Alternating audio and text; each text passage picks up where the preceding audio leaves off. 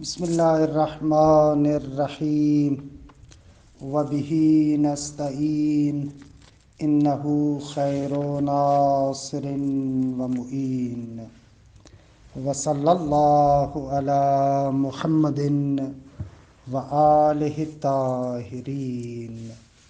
الحمدللہ، خداوند منان کے لطف و کرم سے ہماری گفتگو جواہر البلاغہ میں ہے۔ جواہر البلاغہ میں باب ثامن وصل و فصل کے بیان میں تھا۔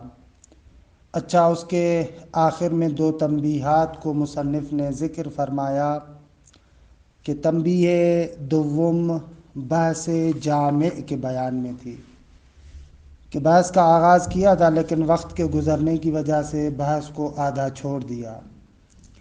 بحث یہ ہے کہ ہم نے عرض کیا کہ وصل کے مواضع میں سے یہ ہے کہ دونوں جملوں کا اتفاق ہو، خبریت میں اور انشائیت میں۔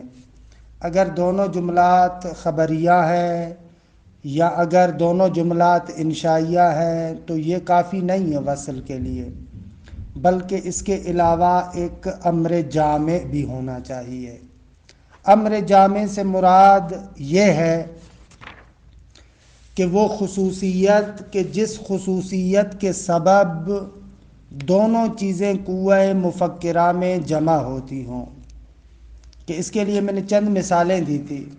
مثلا جیسے ہی ہم لوگ کہتے ہیں چائے تو آپ کے ذہن میں چائے کا کپ آ جاتا ہے، آپ کے ذہن میں چائے کا ڈابا آ جاتا ہے، یا اس طریقے سے ہوٹل آتا ہے، یا جو چائے کے لوازمات ہیں وہ چیزیں آپ کے ذہن میں آتی ہیں۔ تو یہ کیا ہے کہ بلاخر دیگه ان کے اندر ہم ایک مناسبت دیکھتے ہیں، وہ جو مناسبت ہے وہ امر جامع ہے۔ اچھا، اس جامع کو اچھے طریقے سے بیان کرنے کے لیے ضروری ہے کہ ایک مقدمے کو اچھے طریقے سے آپ سنیں۔ خود علم النفس فلسفی میں کچھ مطالب کو ذکر کرتے ہیں۔ مثلا کہتے ہیں کہ انسان کے اندر 10 قوتیں ہیں، 5 قوہ ظاہرہ کہ جن کو آپ حواس خمسہ ظاہرہ کہتے ہیں، کہ دیکھیے معروف ہے، قوہ سامعہ ہے، قوہ شامہ ہے، قوہ لامسہ ہے، قوہ باصرہ ہے، اور اسی طریقے سے 5 ہو گئی نا، قوہ باصرہ، قوہ سامعہ، قوہ شامہ، قوہ ذائقہ اور قوہ لامسہ۔ دیکھنے کی قوت، چھونے کی قوت، سونگھنے کی قوت، سننے کی قوت، ذائقہ چکھنے کی قوت، ان کو کہتے ہیں حواس خمسہ ظاہرہ۔ یہ 5 قوتیں ہیں۔ اسی طریقے سے انسان کے اندر 5 باطنی قوتیں بھی ہیں کہ جن میں مثلا ایک حصے مشترک ہے، ایک قوہ خیال ہے، ایک قوہ واہمہ ہے، ایک قوہ حافظہ ہے اور ایک قوہ متصرفہ ہے۔ یہ 5 قوتیں ہیں۔ حصے مشترک یعنی جو انسان ان حواس خمسہ سے درک کرتا ہے، جس جگہ پر جمع ہوتے ہیں اس کو ہم کہتے ہیں حصے مشترک۔ یعنی یہ جو 5 حواس خمسہ ظاہرہ ہیں یہ آلات ہیں، ابزار ہیں۔ ان آلات اور ابزار کے ذریعے سے جو چیز درک کرتی ہے اس کو کہتے ہیں حصے مشترک۔ ایسے سمجھیں کہ حصے مشترک وہ حوض ہے کہ جس حوض کے اندر 5 قسم کے نل آ کر گرتے ہیں، ان کو ہم کہتے ہیں کیا؟ حصے مشترک۔ حصے مشترک کے اندر 5 قوہ، یہ حصے مشترک ہے۔ اچھا، حصے مشترک کا ایک انبار خانہ بھی ہے کہ جہاں پر یہ ساری چیزیں جمع ہوتی ہیں، اس کو کہتے ہیں خیال۔ خیال یعنی جو حصے مشترک کے ذریعے سے درک کرتا ہے انسان، جس جگہ پر جمع ہوتی ہیں اس کو کہتے ہیں قوہ خیال۔ تیسری قوت ہے انسان کے پاس قوہ واہمہ۔ قوہ واہمہ ان معانی جزئیہ کو درک کرتی ہے کہ جو محسوسات کے اندر ہیں۔ مثلا آپ حواس خمسہ ظاہرہ کے ذریعے سے فقط محسوسات کو درک کرتے ہیں، ان محسوسات کے اندر کچھ معانی جزئیہ ہے، مثلا زید کی محبت، عمر کی عداوت، اب یہ جو زید کی محبت ہے، عمر کی عداوت ہے، یہ معانی جزئیہ ہے۔ ان معانی جزئیہ کا ادراک قوہ واہمہ کرتی ہے، اور جس جگہ پر قوہ واہمہ کے یہ معانی جزئیہ انبار ہوتے ہیں اس کو کہتے ہیں قوہ حافظہ۔ اور ہمارے پاس پانچویں قوت ہے قوہ متصرفہ۔ اس قوہ متصرفہ کا کام یہ ہے کہ جو آپ نے حصے مشترک قوہ واہمہ کے ذریعے سے درک کیا ہے، یعنی جو صورتیں خیال میں موجود ہے، قوہ حافظہ میں موجود ہے، ان کے درمیان آ کر وہ تصرف کرتی ہے۔ مثلا 10 سر والا انسان بنا لیا، مثلا براق کی آپ شکل دیکھتے ہیں ہمارے معاشرے کے اندر کہ پوری گھوڑی ہے، سر فقط عورت کا بنا ہوا ہے۔ خوب یہ جو کام ہے یہ قوہ متصرفہ کا ہے۔ اچھا، قوہ متصرفہ کے دو اور نام بھی ہے، ایک متخیلہ، ایک قوہ متفکرہ۔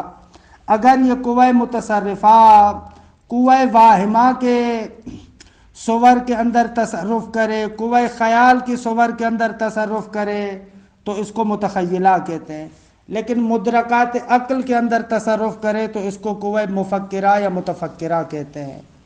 خوب یہ مطلب وہاں پر بیان ہوتا ہے کہ جس کو میں نے اجمالاً ذکر کیا تاکہ یہاں پر مجھے کام ہے۔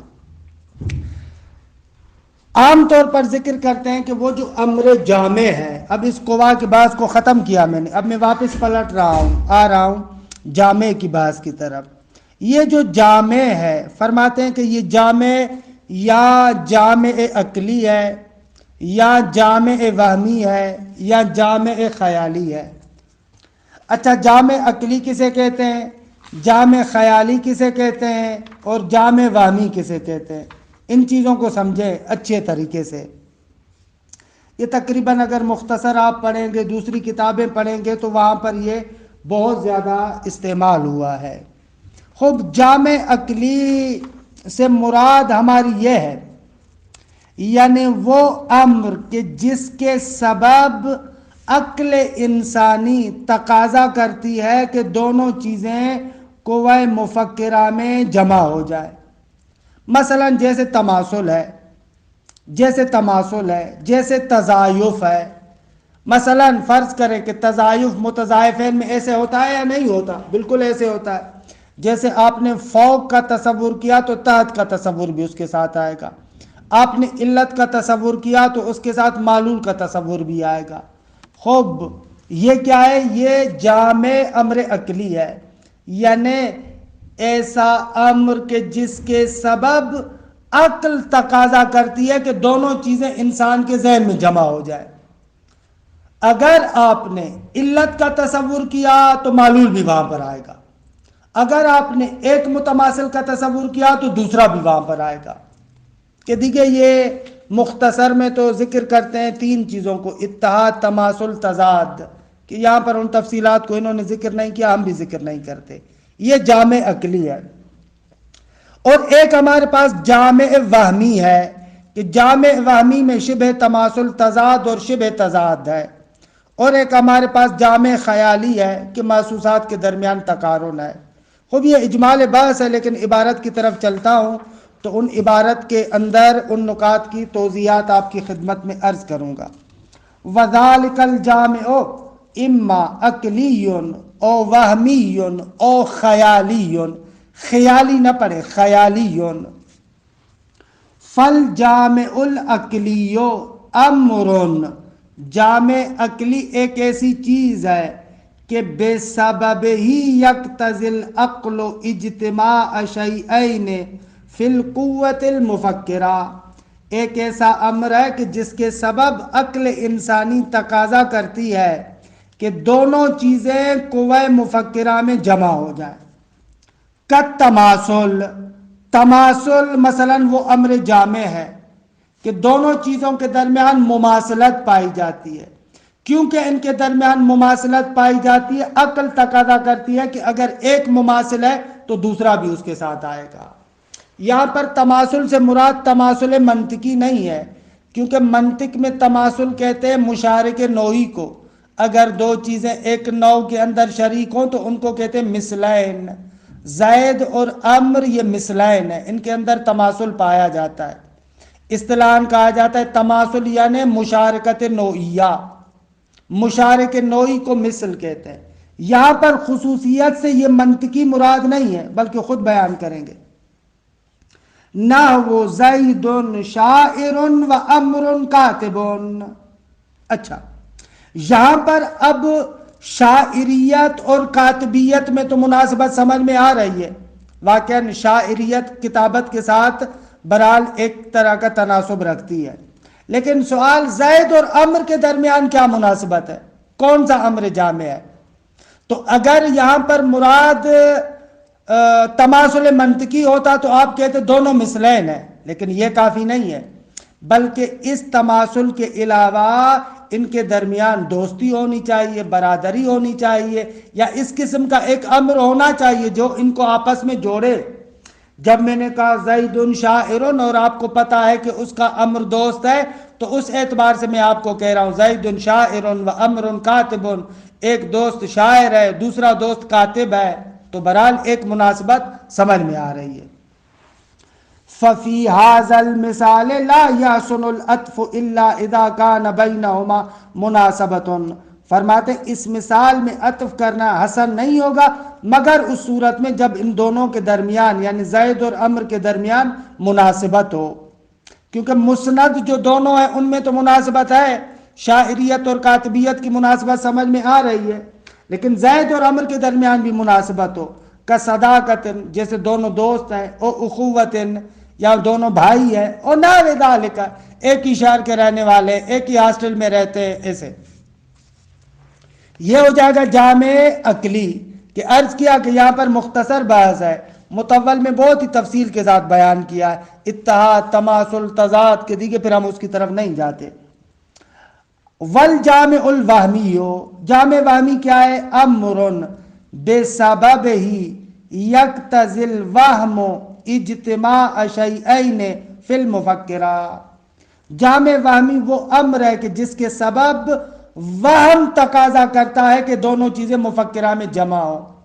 اوپر مقتضی عقل تھا، یہاں پر مقتضی وہم ہے، مثلا کالتقارب بین البیاض والصفرا، سفیدی اور زردی، ان دونوں کے درمیان ایک طرح کی مقاربت ہے، قربت ہے، حالانکہ عقلی اعتبار سے بیاض اور صفرا میں تباین ہے، دو علیحدہ انواع ہیں، لیکن وہم انسانی ان دونوں کو مثلین سمجھتا ہے، کأنہ سمجھتا ہے کہ دونوں ایک ہی ہے، بابا زردی بھی وہی سفیدی تو ہے، تھوڑا سا بس تفاوت ہے، ایسے۔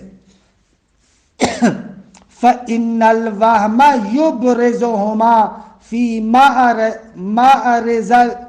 مَعْرِضِ الْمِثْلَيْنِ، ان دونوں چیزوں کو ابراز کرتا ہے، وہم ظاہر کرتا ہے مثلین کی شکل میں، من جہت انہو یسبق الیہ، اس اعتبار سے کہ وہم کی طرف یہ چیزیں سبقت کرتی ہیں، جب بیاض کہتے ہیں تو صفرا بھی سبقت کرتا ہے، من جہت انہو یسبق الیہ کہ انہما نوع واحد، وہم انسان کی طرف یہ چیز سبقت کرتی ہے کہ گویا کہ دونوں ایک ہی نوع ہیں، بخلاف العقل، عقل ایسے نہیں کہتی، کیونکہ فَإِنَّهُ يُدْرِكُ أَنَّهُمَا نَوْعَانِ مُتَبَايِنَانِ دَاخِلَانِ تَحْتَ جِنْسٍ وَاحِدٍ، کیونکہ عقل اس بات کو ادراک کرتی ہے، اردو زبان میں عقل مؤنث ہے یہاں، کہ بیاض اور صفرا دونوں متباین انواع میں سے ہیں اور دونوں داخل ہیں جنس واحد کے نیچے، کہ جنس واحد دونوں کی کیا ہے؟ لون ہے، یعنی یہاں پر جامع جو ہے وہ کیا ہے؟ وہم کے تقاضے کے مطابق ہے، عقل کے تقاضے کے مطابق نہیں ہے۔ والجامع الخیالی، جامع خیالی کیا ہے؟ یعنی جو محسوسات کے درمیان تقارن ہوتا ہے، جو پہلے میں نے مثالیں دی تھی، امر بسبب ہی یقتضی الخیال اجتماع الشیئین فی المفکرہ، ایک ایسا امر کہ جس کے سبب خیال تقاضا کرتا ہے کہ دونوں چیزیں مفکرہ میں جمع ہو جائے، مثلا بِأَن يَكُونَ بَيْنَهُمَا تَقَارُنٌ فِي الْخَيَالِ، درست ہے، حالانکہ خیال کے اندر دونوں میں تقارن پایا جاتا ہے، جیسے میں نے مثال میں کہا تھا، جیسے ہی میں چائے کی بات کرتا ہوں تو کپ، چائے کی ہوٹل یا گھر، یا یہ چیزیں آپس میں ملی ہوئی ہے، سابق علی العطف، درست ہے. خوب، اور عطف پر جو ہے وہ کیا ہے؟ بأن یکون بینہما تقارن فی الخیال سابق علی العطف، عطف پر جو ہے وہ کیا سبقت کرتے، ایک آتا ہے تو دوسرا بھی اس کے ساتھ آ جاتا ہے. لتلازمہما فی صناعت خاصہ، کیونکہ وہ چیزیں یا تو صنعت خاص میں ایک دوسرے کے ساتھ ملازمہ رکھتی ہیں. مثلا جیسے میں نے درزی کہا تو فوراً آپ کے ذہن میں مشین آ جاتی ہے، کپڑا آ جاتا ہے، مثلا یہ ساری چیزیں جو درزی کے ساتھ ہوتی ہیں وہ ساری کی ساری کیا ہے؟ ایک ساتھ آپ کے ذہن میں آتی ہے. یا فی عرف عام، ایک عرف عام میں، مثال خود دے رہے ہیں اچھی، کل قلم والدوات والقرطاس فی خیال الکاتب. خوب، کاتب کا جیسے ہی آپ خیال کرتے ہیں تو قلم، دوات، کرتاس، کاغذ، یہ ساری چیزیں آپ کے ذہن میں آتی ہیں. یا وکالسیف والرمح والدرع فی خیال المحارب، محارب جنگجو کا جیسے ہی آپ خیال لاتے ہیں تو تلوار، نیزہ، زرہ، یہ چیزیں آپ کے ذہن میں آ جاتی ہیں. یعنی محسوسات کا جو تقارن ہے وہ جامع خیالی میں ہوتا ہے. وَهَلُمَّ جَرًّا، اور اسی طریقے سے آپ بات کو آگے بڑھاتے جائیں. خوب، یہ ہو گئے جامع عقلی، وہمی اور خیالی، کہ یہاں پر نہایت مختصر ذکر کیا ہے. عرض کیا کہ مختصر اور مطول میں بہت ہی مفصل بحثیں ہیں. وَمِن مَوَارِدِ الْوَصْلِ لِهَذَا الْجَامِعِ الْخَيَالِي، یعنی ای التقارن قولہ تعالی، التقارن جامع الخیال یعنی التقارن قولہ تعالی، فرماتے ہیں کہ اس جامع خیالی کی وجہ سے جو وصل ہوا ہے اس کے موارد میں سے یہ آیہ کریمہ ہے. دیکھیں، افلا ينظرون الى الابل کیف خلقت والى السماء کیف رفعت والى الجبال کیف نصبت والى الارض کیف سطحت، کہ ترجمہ تو روشن ہے. افلا ينظرون، یہ لوگ کیوں نہیں دیکھتے اونٹ کی طرف کہ کیف خلقت، اس کو کیسے خلق کیا گیا، وَإِلَى السَّمَاءِ كَيْفَ رُفِعَتْ، آسمان کی طرف کیوں نہیں دیکھتے کہ اس کو کیسے بلند کیا گیا ہے، وَإِلَى الْجِبَالِ، یہ لوگ پہاڑوں کی طرف کیوں نہیں دیکھتے کہ كَيْفَ نُصِبَتْ، ان کو کیسے نصب کیا گیا ہے، وَإِلَى الْأَرْضِ كَيْفَ سُطِحَتْ، زمین کی طرف کیوں نہیں دیکھتے کہ اس کو کیسے مسطح کیا گیا ہے. تو اب اس آیت کے اندر آگا دیکھیں، جو مسند ہے یعنی خلقت، رفعت، نصبت، سطحت، ان کے اندر تو مناسبت محسوس ہو رہی ہے. واقعا خلقت، رفعت، نصبت، سطحت، ان کے اندر واقعا ایک مناسبت سمجھ میں آ رہی ہے. لیکن اونٹ، آسمان، جبال، ارض، ان کے درمیان کیا مناسبت ہے؟ تو اس کا جواب یہ ہے کہ آغا آپ اس عرب ماحول کو دیکھیں کہ یہ سورہ بھی مکی ہے. عربوں کی زندگی اسی طریقے سے تھی، اونٹوں کے ساتھ ان کا اٹھنا بیٹھنا تھا. بہت سارے لوگ پہاڑوں کے اندر گھر اپنے بناتے تھے. خوب، جب اونٹوں کے ساتھ ان کا اٹھنا بیٹھنا تھا تو ان کے لیے چراگاہیں مد نظر ہوتی تھیں. خوب، چراگاہیں مد نظر ہوتی تھیں تو آسمان کو مد نظر رکھتے تھے کہ کب بارش ہو رہی ہے، کب بارش نہیں ہو رہی. تو اس عرب ماحول کو اگر آپ دیکھیں نا تو ان چیزوں کے درمیان ایک جامع خیالی موجود ہے. ان امور محسوسات کا آپس میں ارتباط آپ کو سمجھ میں آ رہا ہے. فَإِنْ قِيلَ كَيْفَ حَسُنَ ذِكْرُ الْإِبْلِ مَعَ السَّمَاءِ وَالْجِبَالِ وَالْأَرْضِ وَلَا مُنَاسَبَةَ، اگر اشکال کرے کہ بھئی یہ جو ابل ہے اس کا آسمان، پہاڑوں اور زمین کے ساتھ ذکر کرنا کس طریقے سے حسن ہو سکتا ہے جبکہ ان میں کوئی مناسبت نہیں ہے، تو قل، تو ہم جواب دیں گے، قد انتظم هذه الاشیاء نظر العرب، انتظم کا فعل نظر العرب، کہتے ان چیزوں کے درمیان جو ہے وہ کیا نظم پیدا کیا. انتظم یعنی ان کو ردیف کیا ہے، ایک ہی نظم میں لے کر آیا ہے. کیا؟ نظر العرب، عربوں کی نگاہ، فی اودیتہم، اودیہ وادی کی جمع ہے. وادی وہی جو بڑے بڑے صحراؤں میں جو مثلا پہاڑیاں ہوتی ہیں تو درمیان میں جو وہ بنے گھاٹ بنے ہوتے ہیں ان کو کہتے ہیں اودیہ، وادی. وبوادیہم کے صحرا وغیرہ. نظر العرب فی اودیتہم وبوادیہم، ان کی نگاہ جو صحراؤں کے بارے میں اور وادیوں کے بارے میں ہے، اس نے ان چیزوں کو آپس میں جوڑا ہے کہ صحراؤں میں، وادیوں میں، ان جگہوں پر رہتے تھے تو ظاہر سی بات ہے کہ وہاں پر اونٹ کی بات ہے، اونٹ کی بات ہے تو ان کے لیے چراگاہوں کی بات ہے، چراگاہوں کی بات ہے تو ان کے لیے بارش ہے، بارش ہے تو آسمان ہے، زمین ہے، ان چیزوں کا تصور آتا ہے، یہ چیزیں آپس میں جوڑتی ہیں۔ فَانْتَظَمَهَا بِالذِّكْرِ عَلَى حَسَبِ مَنْتَظَمَهَا نَظَرُهُمْ، فَانْتَظَمَهَا یعنی پروردگار عالم نے ان کو ایک ردیف میں ذکر کیا ہے، عَلَى حَسَبِ مَنْتَظَمَهَا نَظَرُهُمْ، اسی کے اعتبار سے جس طریقے سے عربوں کی نظر نے ان کو ایک ردیف میں لایا تھا۔ یعنی ایک جامع خیالی ہے، ان محسوسات کے درمیان تقارن ہوتا ہے، اس تقارن کے اعتبار سے ان کو جمع کیا گیا ہے۔ وَتَخْصِيصُ الْإِبِلِ بِالذِّكْرِ، خوب بھائی خصوصیت سے اونٹ کا ذکر کیوں کیا؟ فرماتے ہیں کہ خصوصیت سے تخصیص الابل بالذکر، خاص کرنا ابل کو یعنی اونٹ کو ذکر کے اعتبار سے، من جہت اس اعتبار سے ہے کہ ان سورۃ مکیۃ، آغا سورہ مکی ہے۔ وَأَوَّلُ مَن تُتْلَى عَلَيْهِمُ الْعَرَبُ، اور وہ کہ جن پر پہلی مرتبہ اس کی تلاوت کی گئی تھی وہ عرب تھے۔ اللہ تطلا کی جگہ پر اگر تولیت ہوتا تو اچھا تھا، یعنی اول من تولیت علیہم العرب، کہ پہلی مرتبہ جن پر اس آیہ کریمہ کی تلاوت کی گئی وہ عرب تھے۔ وَاتِّخَاذُ الْآبَالِ مِنْ أَرْكَانِ عِيشَتِهِمْ، آغا آبال ابل کی جمع، اور ان اونٹوں کو اپنے پاس رکھنا ان کی زندگی کے بنیادی ارکان میں سے تھا۔ فَالْإِبِلُ أَمْوَالُهُمْ، اونٹ ان کا مال ہوا کرتے تھے۔ وَرَوَاحِلُهُمْ، ان کی سواریاں ہوا کرتے تھے۔ وَمِنْهَا عَيْشُهُمْ، انہی اونٹوں سے ان کی زندگی تھی۔ وَلِبَاسُهُمْ، اور جو لباس بناتے تھے اونٹ کی پشم سے۔